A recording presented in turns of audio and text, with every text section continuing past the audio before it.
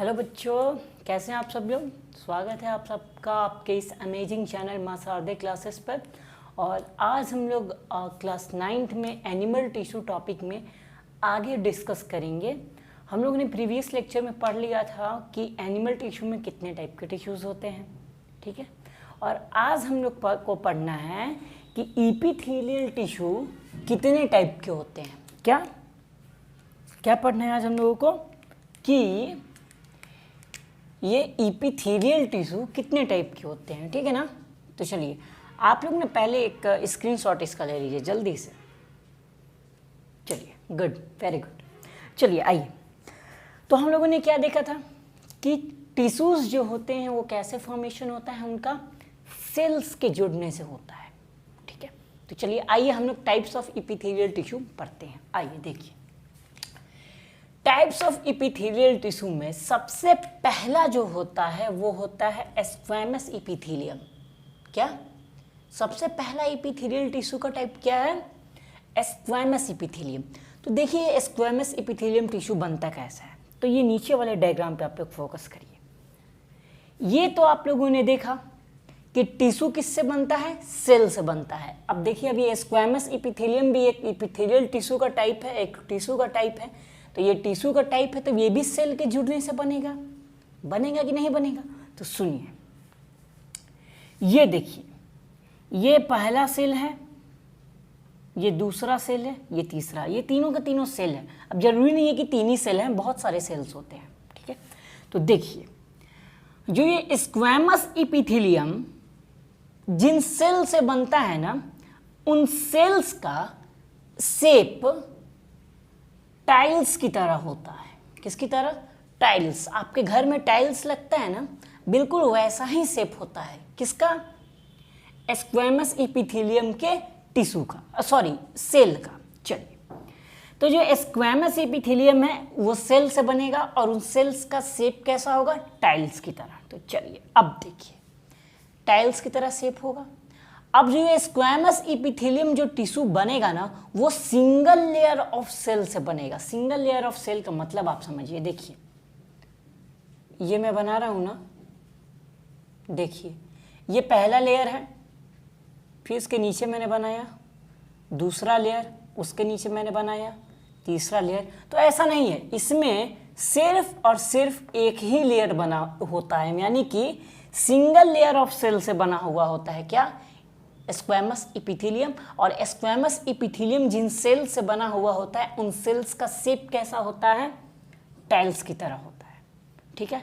अब सुनिए, अब जो स्क्वैमस इपिथेलियम टिश्यू के जो सेल्स होते हैं, उनका न्यूक्लियस जो होता है, उसका शेप जो होता है, उसका शेप होता है राउंड, यानी कि गोला शेप होता है। कैसा होता है? गोला शेप होता है। किसका? स्क्वैमस इपिथेलियम के सेल्स का कैसा होता है शेप? राउंड होता है, यानी कैसा होता है? गोला होता है, राउंड। और जो उनका न्यूक्लियस होता है ना, वो बिल्कुल सेल के सेंटर पे प्रेजेंट होता है, एकदम बीचों बीच, यहाँ पे प्रेजेंट है, यहाँ पे प्रेजेंट है, यहाँ पे प्रेजेंट है। तो कोई पूछेगा स्क्वैमस इपिथेलियम के सेल्स में जो न्यूक्लियस होता है उनका शेप क्या है और पोजीशन क्या है? तो स्क्वैमस इपिथेलियम टिश्यू के सेल्स का शेप होता है राउंड, और उनके सेल जो होते हैं उनका पोजीशन होता है, सॉरी, जो न्यूक्लियस होते हैं, न्यूक्लियस का पोजीशन होता है on the centre of the cell, यानी कि ये पूरा का पूरा सेल है और इस सेल के बिल्कुल सेंटर पे, बिल्कुल बीच में प्रेजेंट होते हैं। क्या? न्यूक्लियस। देखिए लिखा है ना, cells of squamous epithelium has round nucleus, यानी कि उनका न्यूक्लियस राउंड होता है, and are present at the centre of the cell, और वो सेल के बिल्कुल सेंटर में बीचों बीच होते हैं, ठीक है। आप लोगों के लिए मैं एक वर्क देता हूँ, आप लोग मेरे को ये बताओगे कि जो सेल, ठीक है, सेल जुड़ने से बनता है टिश्यू, ये सच है, मगर वो सेल जुड़ता कैसे है, ये चीज़ आप लोग मेरे को बताओगे, ठीक है ना। काफ़ी ज़्यादा गर्मी बढ़ रही है, लेकिन आप लोगों का इतना प्यार मिलता है ना, मन करता है बनाता रहूँ वीडियोस। और हाँ, एक और चीज़, मैं डिस्क्रिप्शन में आज आप लोगों को मैंने अपना ग्रुप बनाया है, ठीक है। उसमें जिसका जो डाउट होगा वो मेरे को मैसेज कर देगा सीधा, मैं उसको डाउट क्लियर करूँगा। टेलीग्राम पे ऐप है, टेलीग्राम पे मेरा ग्रुप है, उसको आप लोग थोड़ा इंस्टॉल कर लेना प्लीज़, एंड ग्रुप से आप लोग ऐड हो जाना, मैं लिंक दे दूँगा और वहाँ पे जो डाउट होंगे आपके मैं सारे डाउट्स क्लियर करूँगा। ठीक है, चलिए देखिए स्क्वैमस इपिथेलियम, रिवीजन मारो। स्क्वैमस इपिथेलियम के सेल का शेप कैसा होता है? सेल का शेप कैसा होता है? टाइल्स की तरह होता है, टाइल लाइक सेल्स होते हैं। अब स्क्वैमस इपिथेलियम के सेल्स में न्यूक्लियस का शेप और पोजीशन बताइए। तो न्यूक्लियस का शेप कैसा होगा? राउंड, और उसका पोजीशन क्या होगा? Centre of the cell. ठीक है, अब आइए मेरी बात। अब ये तीनों सेल मिलकर बना लिए बाबू क्या? Squamous epithelium. ये पहला सेल, दूसरा सेल और सेल के जुड़ने से बनता है टिश्यू। तो ये तीनों सेल मिलकर क्या बना लिए बाबू? Squamous epithelium. ठीक है, तो अब देखिए, अब जो ये स्क्वैमस इपिथेलियम टिश्यू है ना, उसके नीचे मैंने बताया था आपको प्रीवियस लेक्चर में क्या प्रेजेंट होता है? बेसमेंट मेम्ब्रेन प्रेजेंट होता है। कहाँ प्रेजेंट होता है? स्क्वैमस इपिथेलियम टिश्यू के बिल्कुल नीचे। ठीक है, अब सुनिए मेरी बात। अब सवाल ये उठेगा कि ये स्क्वैमस इपिथेलियम पाया कहाँ कहाँ जाता है? क्या उठेगा कि ये स्क्वैमस इपिथेलियम पाया कहाँ जाता है? तो जो स्क्वैमस इपिथेलियम होता है ना, वो पाया जाता है एल्वियोली ऑफ लंग्स में। आपके लंग्स में एल्वियोलर सैक होते हैं, एल्वियोलाई होते हैं ना, वहीं पे पाया जाता है। ब्लड वेसल्स में पाया जाता है, ब्लड के जो वेसल होते हैं आप में वहाँ पाया जाता है। बोमेन्स कैप्सूल में पाया जाता है, हेनलीज लूप में पाया जाता है। तो यार ये जो बोमेन्स कैप्सूल और हेनलीज लूप है ना, ये दोनों नेफ्रॉन के पार्ट है। ठीक है ना, ये मैंने नेफ्रॉन का वीडियो अपलोड करा है, 10th में ये पढ़ना है आप लोगों को, आप लोग चाहो तो देख सकते हो। ठीक है, और आपके इनर ईयर में पाया जाता है। कहाँ पाया जाता है? और इनर ईयर में। ईयर में आपके 3 पार्ट्स होते हैं ना, आउटर ईयर, मिडिल ईयर और इनर ईयर। इनर ईयर, तो जो इनर ईयर होता है ना, वहीं पे पाया जाता है क्या? Squamous epithelium. तो देखिए कहाँ कहाँ पाया जाता है? Alveoli of lungs, blood vessels, Bowman's capsule और हेनलीज लूप, और कहाँ? Inner layer. अब देखिए ये इसका फंक्शन क्या होता है? क्या कि ये स्क्वैमस इपिथेलियम टिश्यू का फंक्शन क्या होता है? तो इसका फंक्शन होता है पहला कि एक्सचेंज ऑफ गैसेस। कहाँ? Exchange of gases. मेरी बात सुनिए, आपके एल्वियोली में, एल्वियोली ऑफ लंग्स के नीचे ब्लड की कैपिलरीज होती हैं। मैं बता देता हूँ आप लोगों को, जगह तो है नहीं बट फिर भी पूरा ट्राई करता हूँ मैं। देखिए ये आपका एल्वियोली है, सपोज कर लो ये आपका एल्वियोली है। ठीक है ना, एल्वियोली के बिल्कुल नीचे यहाँ पे ब्लड की कैपिलरीज होती हैं, और जो ये ब्लड की कैपिलरीज होती हैं ना, इन्हीं के ऊपर, अब याद करो इपिथेलियम टिश्यू क्या था? कैसा टिश्यू था? Covering tissue. तो इन्हीं कैपिलरीज के ऊपर इपिथेलियम टिश्यू का कवर होता था, और यही इपिथेलियम टिश्यू मदद करते थे किस चीज़ में? ऑक्सीजन के एक्सचेंज करने में। ठीक है ना, तो सिंपली आप लोग यही समझो, सिंपली ये समझो कि ब्लड में एक्सचेंज ऑफ गैसेस में ये मदद करता है। किस में मदद करता है? एक्सचेंज ऑफ गैसेस में हेल्प करता है। फिल्ट्रेशन ऑफ ब्लड, आपके किडनी के अंदर जो ब्लड का फिल्ट्रेशन होता है ना, उसमें भी मदद करता है। कौन? Squamous epithelium.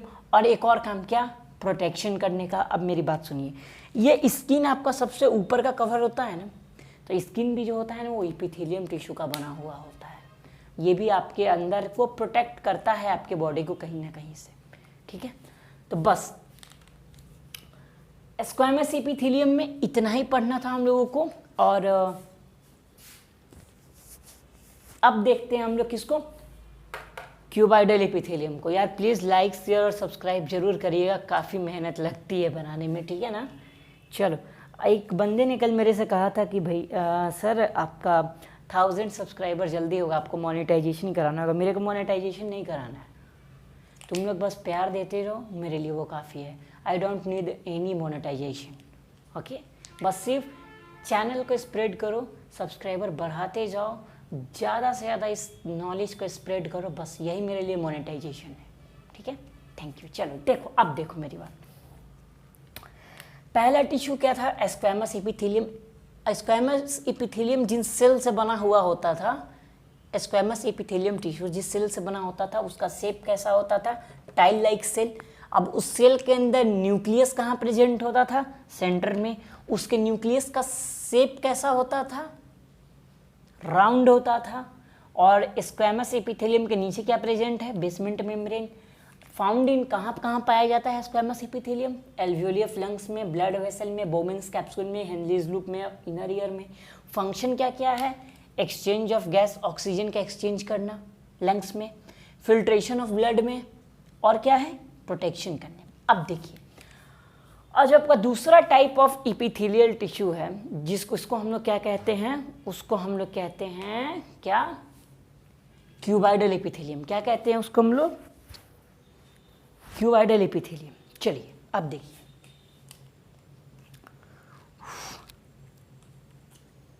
बहुत ज़्यादा गर्मी है यार। चलो, दूसरा कौन सा टाइप है एपिथेलियल टिश्यू का? Cuboidal epithelium. क्या है? Cuboidal epithelium. अब सुनिए, जो ये क्यूबाइडल एपिथेलियम होता है ना, वो भी तो एक टिश्यू है, तो वो भी सेल से ही बना हुआ होगा।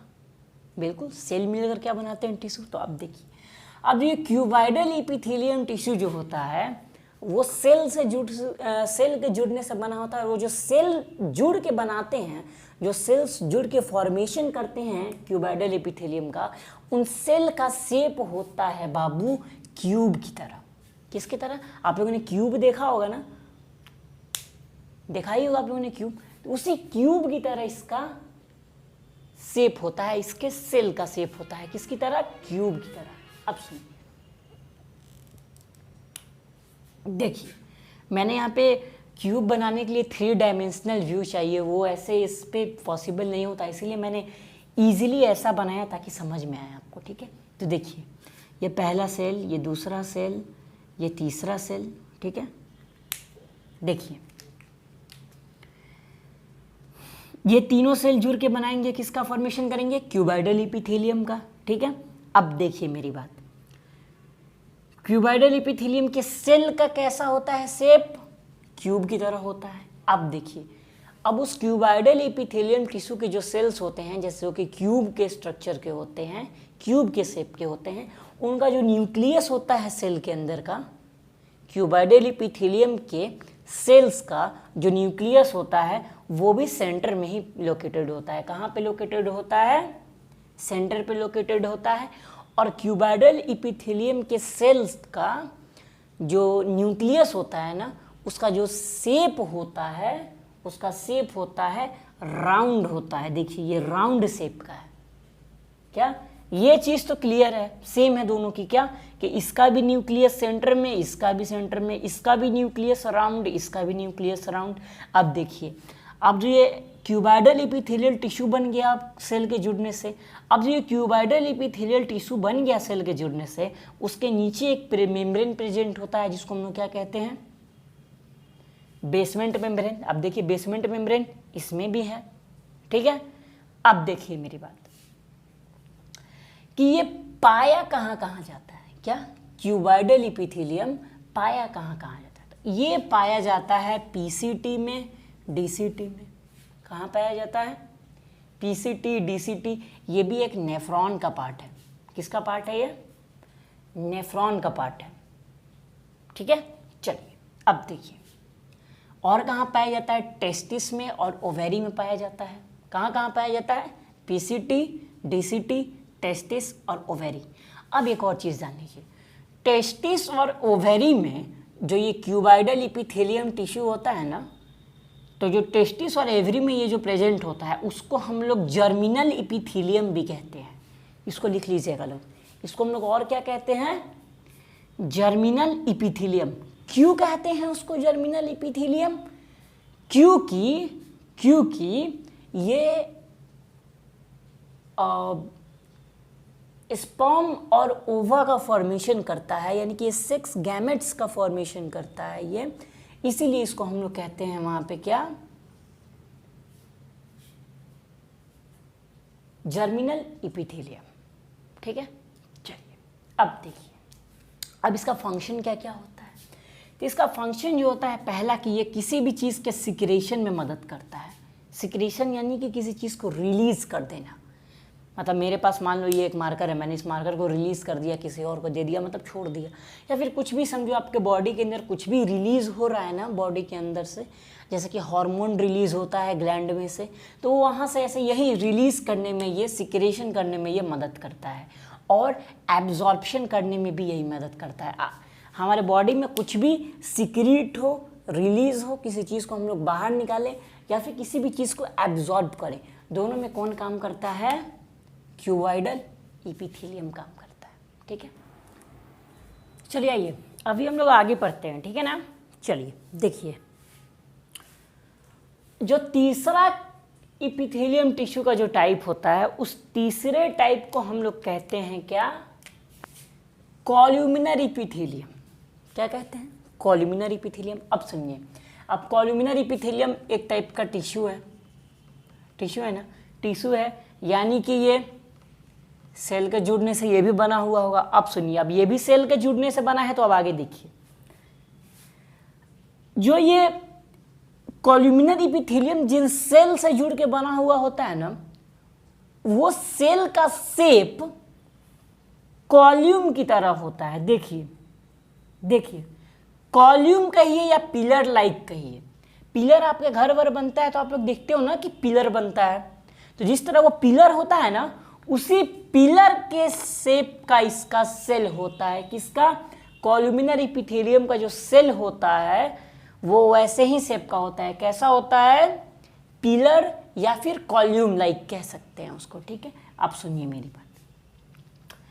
अब जो वो सेल होता है उसका जो न्यूक्लियस होता है ना, न्यूक्लियस, उसका शेप होता है यहाँ पे चेंज, और वो किस शेप का हो जाता है, ओवल शेप का हो जाता है। किसका शेप का, ओवल शेप का हो जाता है। ठीक है, और इसका पोजीशन भी चेंज हो जाता है।